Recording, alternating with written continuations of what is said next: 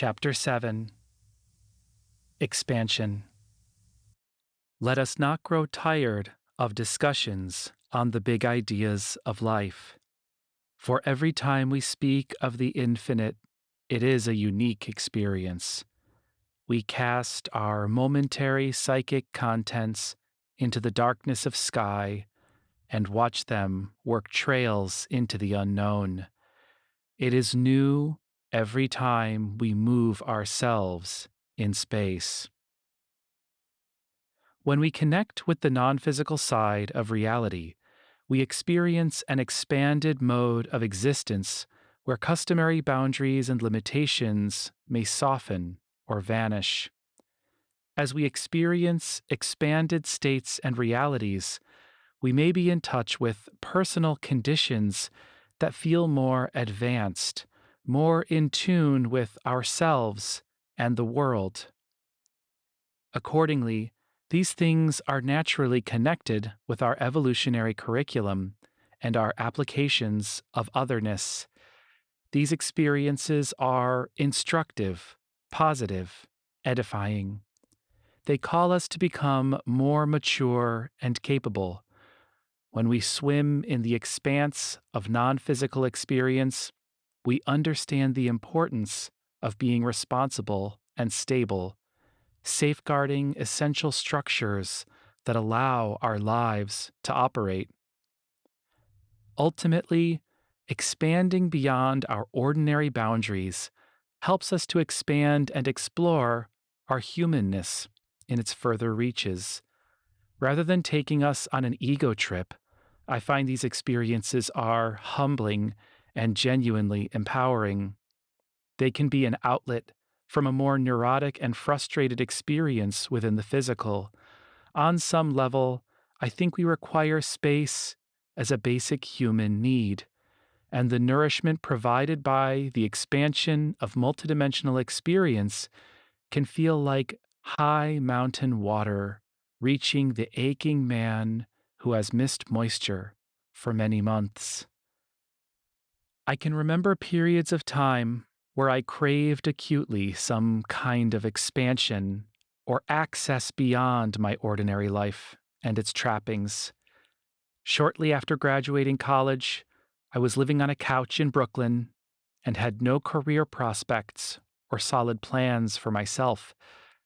I watched Terence McKenna videos where he inspired me to suck on Salvia divinorum like chaw while lying on my back on the dark bathroom floor. I listened to Cocteau Twins and Harold Budd and Kate Bush with my ears up against the seam as though precious gas was leaking in from the great ocean. I remember the psilocybin afternoon with my roommate, where the overcast clouds were October gray and the chilly air tasted like ancestral memories of winter. I learned about out-of-body experiences and set myself on the carpet with my wolf blanket while Classen Avenue shone its amber glow on the ceiling. This was its own time, and its feeling still captivates me years later, even after everything I've done. The yearning stays with me. Going beyond the body.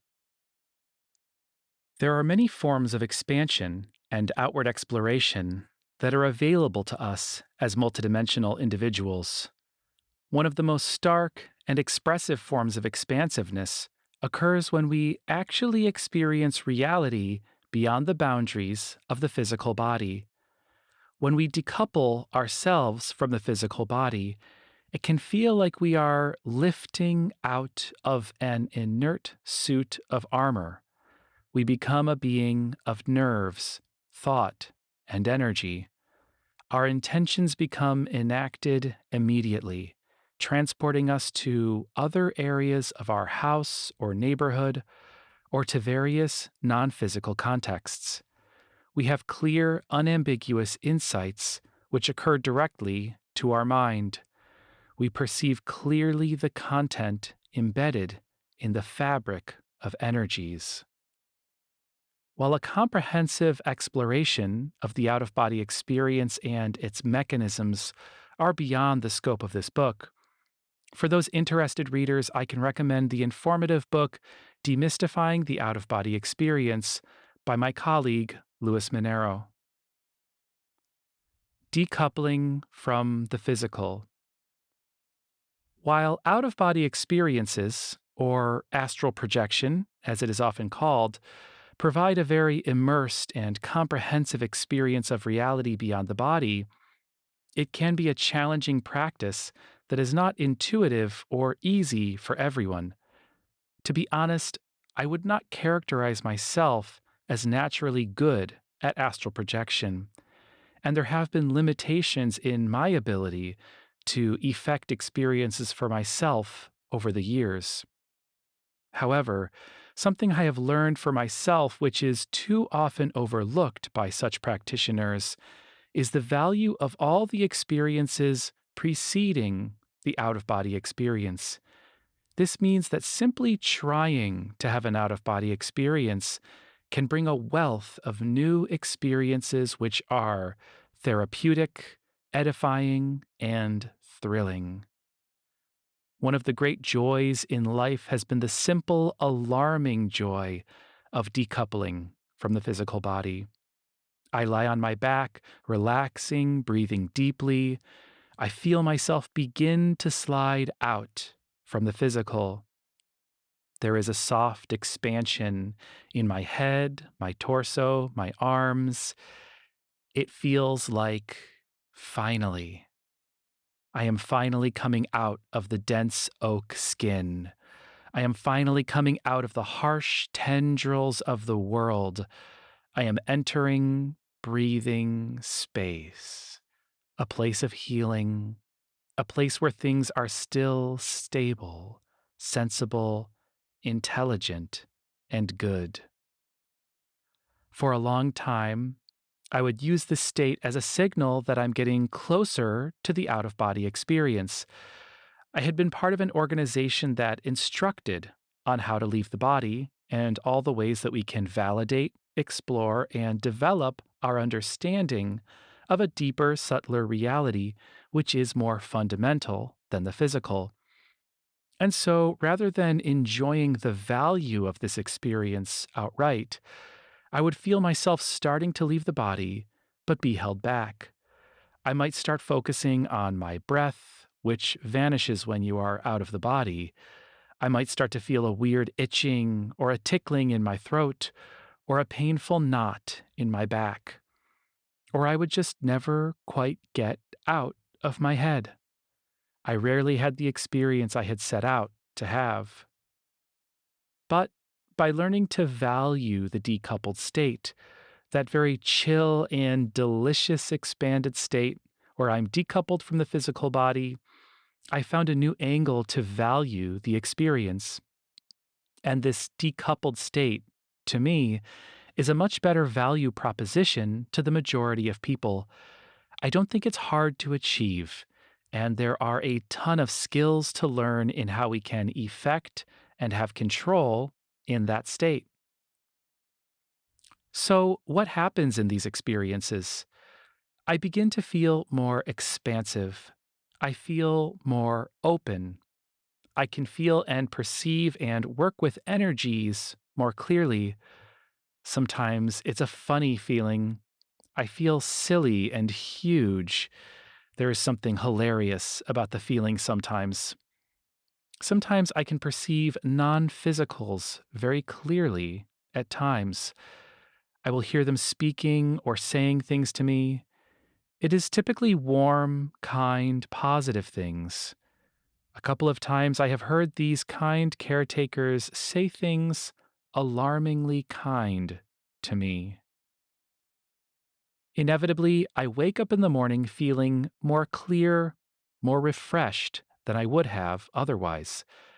So I preach the therapeutic practice of decoupling from the body, even if we are not able to achieve a full out of body experience. No belief survives a true experience. I sometimes say, no belief truly survives an encounter with non physical reality. This does not mean that every idea we have vanishes, but it clarifies to us the meagerness of our attempts to subdue our world into a crude submission by the presumed dominance of our thoughts. When we are in an expanded state, interacting with the reaches of ourselves in this non physical state, sensing more comprehensively the completeness of our multidimensional reality, we will drink an experience which offers an almost continuous source of learning and new awareness.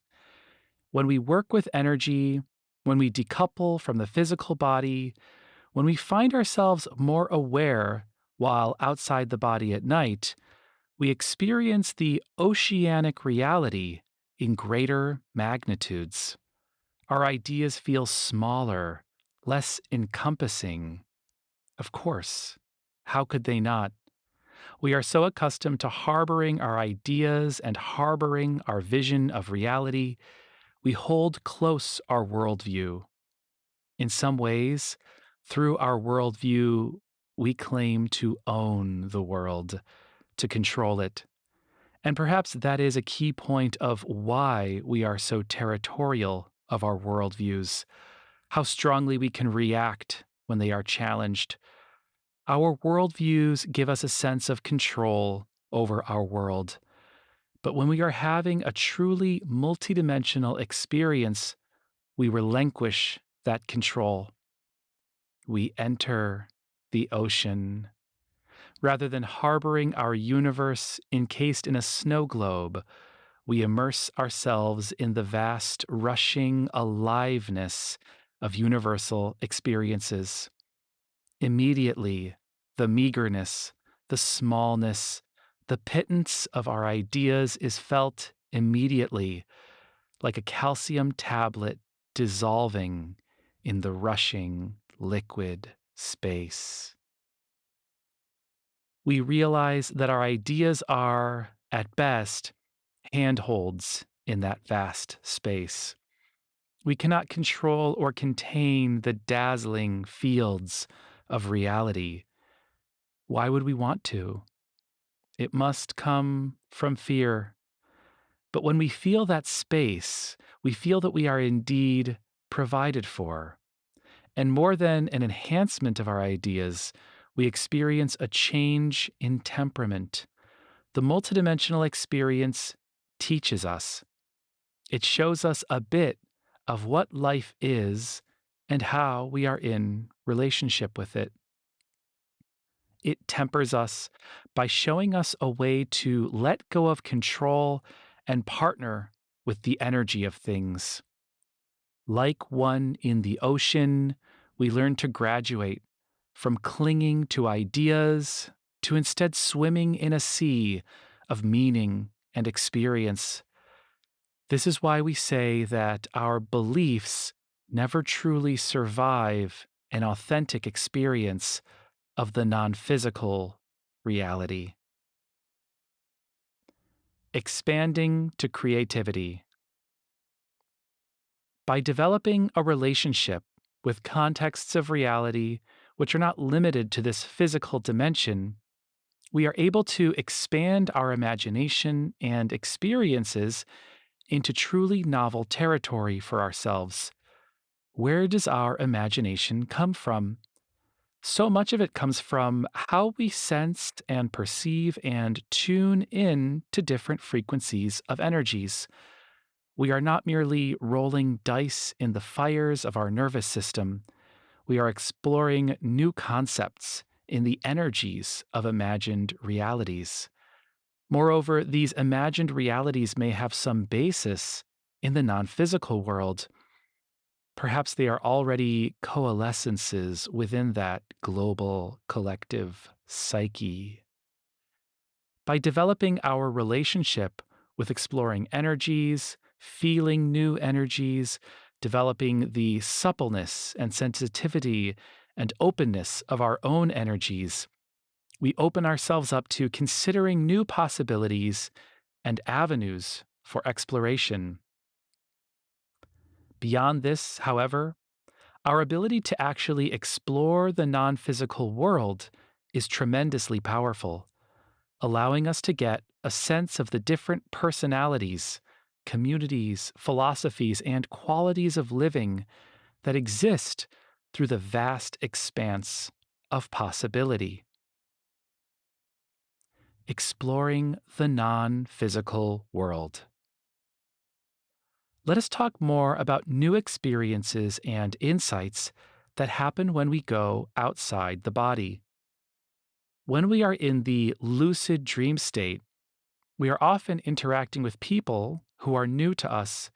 They have new names and personalities. We are experiencing new facets of life, new cultures, and these are experiences similar to our experiences in the physical body, but also quite acute and intimate and special for us. We get to know new people and meet them and experience their energies.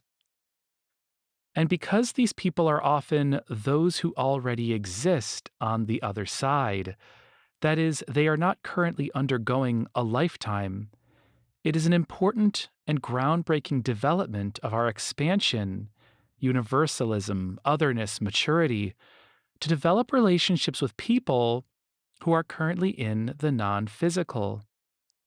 So we, living in this complex web of relationships, can develop our relationships in and out of the body. And our ontology, our placement of being, begins to straddle that multidimensional boundary. And we become more expressly multidimensional beings. We will feel we are half in this world, but also a part of us inhabits this other non physical world. This duality, multidimensionality, is a truly healthy development for an individual. We start to see this physical world more easily for what it is, a place for expression, learning, and experimentation. All the world is a stage, and this physical world is an important space for all kinds of creations. We see how this world is a staging place, and we also see how much essential reality exists in that non physical world, that world of the collective psyche. We form bonds with people in the non physical, and they are like anchor points. So we, as network people, as lattice selves, are able to operate in a way which appreciates both sides of the coin. We are able to operate in this physical world in a way which reflects a greater understanding, since we are more tuned in to the non physical. If we have no knowledge of the non physical world, if we are divorced from that active collective psyche space, we will miss so much of the picture. But when we learn to work with some feet in the non physical world, we can cater a more complete vision, which incorporates a view of both of these worlds. This other world is already a part of our lives. It plays out through the energy fields of our world, affecting the way that we think and feel. It is there underneath, like background music and temperature and humidity. Just as there is work to be done in this physical world, there is a wealth of neglected spaces and communities in the non physical. The non physical world and its influences function like a hidden diet of thought forms, which become incorporated into the body of society. How can we claim to move forward lucidly if we are not aware of this second hidden world? How can we claim to help the world if we have no clue about this second world and how to co create across the boundary line? especially when we can effect change in this non physical world for $0 and only the energy of our intentions and manifestations. Mature people in the non physical. By developing our relationship with our non physical helpers or spirit guides, we can begin to see how there exists more evolved and developed wisdom and functioning than we see generally throughout this physical world.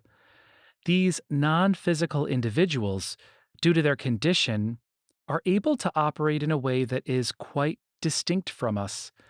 We simply will not acquire and process information the same way that they will. We can further explore this non physical aspect of life as a kind of anthropological lens. What are humans doing outside of the physical dimension? What does human society look like beyond the physical? These are legitimate questions. There is a tremendous wealth of experiences to be had and insights to be explored. What does a highly evolved society look like in the non physical? We may see that many of the rules or norms that we considered standard do not apply in these places. For example, our societies are often based on the idea that people need some existential threat in place to force them to work. People must work for their own food, shelter, medicine. In a more evolved society, we will likely see people balancing personal freedoms with collective cooperation. If everyone operated in a silo, there would be no collective results utilizing everyone's strengths. But if everyone was told what to do by some outside authority, there would be no sense of personal responsibility in place to motivate the individuals to align their work with their authentic evolutionary challenges and interests. We come to see the ways we work in our society and we say, this is human nature and it does not change. This is not the way things must always be. But this is accomplished by servicing the root, by helping people grow, by healing, growing, and educating society from the first, not by policing behavior and coercing people to defy the natures that they have co created with their local cultures and bodies. Timeless identity.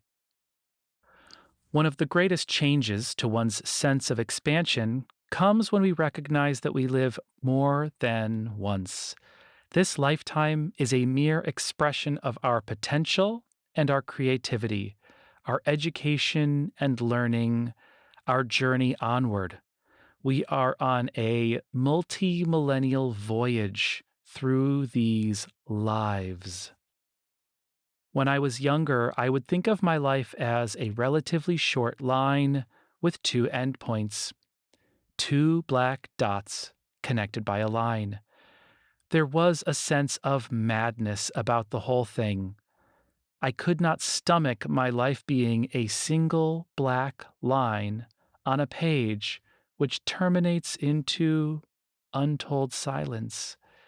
So I felt a tremendous pressure to transcend that line. We must make ourselves to be more than this. How can we do so? Should we live for a cause, die by one? Should we be loud and change things? Every passing year, I would compare myself to others, thinking about what they accomplished by the time they were as old as I was. And yet, there are those who achieve renown and success, and they may not feel fulfilled with that outcome. It rings much hollower than they would have expected before they accomplished things, because true satisfaction would only come from something deeply personal, not a mere outward event. The whole situation changed when I exploded that little black line. I let the line ride off the page, off the table, out the window. Yes, there is ample space for us and our lives. We have time to be weird and funky. We have time to tend to those tiny, immeasurable things that we truly care about. We have time to sit and be quiet and listen to others, to sit and listen to nothing, too. It is not strictly necessary to discard this one life idea in order to find the sense of peace, but it helps a great deal. It helps things make more sense. While I don't hear this said very often, I think that the many lives concept is very logical and intuitive. I am happening now. I was born and I will die. So I presume this will happen again. Once more, I will be born and I will die, and again and again. Why isn't this simple premise identified more often? But it is more than a hypothesis. When we touch the space between lives, when we develop a more intimate familiarity with the non physical world, which I sometimes call the world of psyche and energy, it is analogous to the collective unconscious of Jung in some respects. But it is more refined and developed in articulation, less murky, phenomenological, mysterious. It is not an unconscious, but a vibrant, living space populated by a vast spectrum of communities, cultures, and people. A place for exploration, experience, and learning, perhaps a more fundamental plane than this physical world we inhabit. So, when we perceive and experience the non physical world, we touch the space between lives and come to understand our nature on a deeper level. We see that we exist in a continuum. This life is a single event. Beyond it, we will endure, as we have endured for a series of lifetimes, and we come to know ourselves as eternal beings, enduring beings, as beings who dwell beyond space, immaculate and immeasurable, in an expanse of creative opportunity. We exist in the brilliant, breathing canvas. Through our experiences, this becomes a part of who we are, how we understand ourselves. As a result of these experiences, we may find that our priorities can change. Our limited perspective of only existing for a single lifetime created a needless urgency throughout life. But now, knowing that we will exist for the long haul, this urgency dies down a bit. We are able to focus on all the things we truly value and come to refine our understanding of what is important. What is important, after all? Perhaps it is our intimate ideas, our relationships, our creations and co creations. It is our evolutionary curriculum, our pursuit of intimate coursework and learning, evolving and educating ourselves and others. And we come to know better who we are, what motivates us, what is important for us. We refine the ideas around our identity. We become, as it is true for me, a more advanced version of ourselves. We enter into this next stage clothed with ideas and tools and experiences which suit us far better than those we had donned previously. Ecstasy of Balance. I am astonished how I live with energetic blocks and deficiencies. I am an incomplete person, and I most always forget this. What happens is, in certain instances, I am relaxing or working energies, and I feel a certain block or emptiness of my energy body start to relax. I feel the energies flowing through this area, and I feel how much this blockage was tied to me feeling insecure, anxious, unhappy, persistent throughout life. It amazes me the embedded unhappiness in our energies. Energies flow into this space, and it is like a keystone slotting in. I feel a kind of completeness, a relaxation, a key that turns and releases the tension. And it amazes me that life can feel okay when those energetic disturbances get resolved for some time. This is an expansive experience because we don't realize that we can feel whole, complete, at peace. Our energies are always works in progress. And there are always additional layers of wellness, states which are freer of disturbance. Even if we had the world's most talented energy therapist work on us for 1 year, we would still have energetic issues to work on. This is because our energies are a reflection of our behavior, our thoughts, feelings, emotions, attitudes.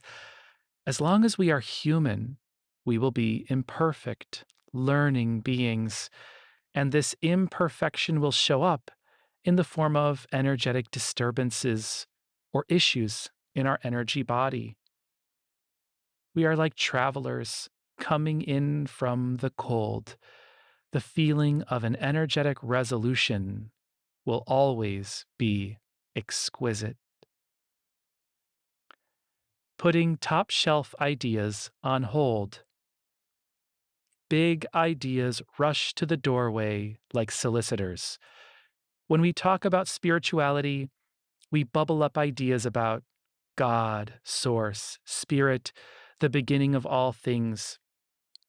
People want to understand the fundamental and absolute concepts. I call these topics distant metaphysics because they deal with absolute, final, endpoint concepts. One of the reasons people want to know about these things is because they are a major component of some spiritual traditions. In the past, these absolute ideas have been used for political leverage. Someone tells other people to join their religion or else God will punish them. Some people feel comfortable casually attributing transient human qualities to the essential foundation of reality. I imagine someone putting Groucho Marx glasses on a giant white star. We take our frustrations and blow them up. I am mad, but the universe is furious. People want to know about God because this concept has been swung around people's heads since they were children. They want to know how a mature, multidimensional view fits with a traditional religious one. Like all personal ideas, each person's interpretation and understanding is personal to them. In terms of designating a God or absolute concepts for reality, I really think this is personal and has so much to do with what feels right for a person's unique emotional, philosophical, cultural makeup. I recognize the importance of feeling like you have a personal relationship with a divine protector. I also recognize the importance of local spiritual communities.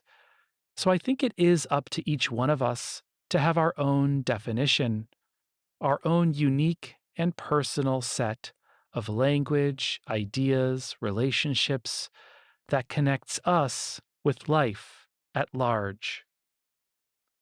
These absolute concepts are indeed personal, and I want to ensure a space where you feel comfortable and affirmed in protecting and developing your personal relationship with reality, however you define things. On an impersonal level, I think there is a somewhat more mature point of view on things where we could hopefully find connection. As we explore multidimensional experiences, we will be able to participate in many experiences of tremendous expansion, extended cognition, greater awareness, expansion of self, and more. These experiences are indeed expansive, and they show us the limitations of how we saw things previously. How narrow was our viewpoint? This dynamic, realizing that our understanding is limited in most cases, and even in our most expanded modes of experience, we recognize the humongous space that exists beyond our comprehension, is an experience common to us all. Like so many of the conclusions of Socrates in his dialogues, we see how much more there is to know in the universe.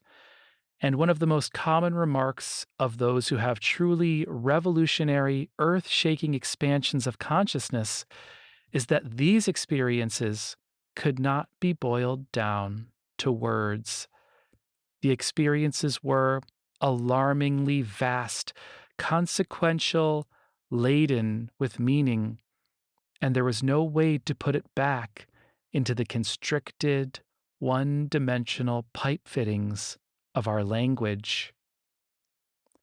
So, the conclusion here is that top shelf ideas, those ideas which are truly humongous and reside in the foundations and edge points of existence, are simply beyond the capacity of our language. And while we can have greatly expanded experiences, those experiences are glimpses of the titanic space that immerses us in all directions. Even in our expansions, there is so much more to know. For this reason, I don't pay huge heed to the biggest of ideas. Far better that we learn to swim than to make claims over the ocean. Let us balance ourselves and live wonderful lives. Operating through energy. Language is spellcraft. Words articulate energy. The words themselves do not define the reader's experience. It is the energy of the writer embedded in the threads of lettering that we experience when we read. This is why I take language so seriously. I emphasize the creation of personal ideas rendered in your personal language so that you will feel comfortable expressing your native, nascent, personal energies into the words that are actual for you. This is why I urge against the use of indoctrination through fixed ideas and forced definitions. And as we learn to work more with energy, to operate through energy, to become more self aware of the energy we are already using and experiencing in our lives, we will begin to move into and out of language more easily. We will see the energy itself, that tissue fabric underneath and animating the language, the wizard puppeteer behind the tiny wooden dolls marching on stage. And we will see those ways that we can operate freely without language by using our awareness, our forces, our subtle perceptions to maneuver and articulate energies themselves. This gives us a doorway to become more adept on the energetic level, to become less literal with words, to see the words as tools faithful servants, great heroes in their right, but also to see the work undertaken in the arrangements of energies. We see the words as tools, but we see the energies as the true craft of creation.